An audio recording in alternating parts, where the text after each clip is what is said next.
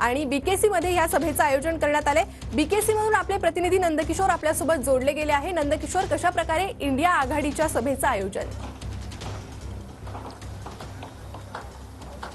नक्कीच माझे सहकारी अक्षयने सांगितल्याप्रमाणे शिवाजी पार्कवरून ह्या साईडला तोफा धडकतील आणि ह्या साईडून म्हणजे अरविंद केजरीवाल, उद्धव ठाकरे, शरद पवार आणि काँग्रेसचे अध्यक्ष मल्लिकार्जुन खरगे हे या समोरच्या व्यासपीठावरून त्या बाजूला म्हणजे पंतप्रधान नरेंद्र मोदी आणि राज ठाकरे इतर महायुतीवरती तोफ टाकतील। त्यामुळे आजचा दिवस महत्त्वाचा असणार आहे मुंबईसाठी, महाराष्ट्रासाठी असणार आहे। कारण उद्या संपूर्ण प्रचार आहे, तो प्रचार संपणार आहे आणि त्याच्या पूर्वसंध्येला आता मुंबईमध्ये हा मोठमोठ्या ज्या सभा आहेत त्या अरेंज करण्यात आलेल्या आपल्याला पाहायला मिळते। या ठिकाणी जी तयारी आहे ती आता सुरू असलेली आपल्याला पाहायला मिळते।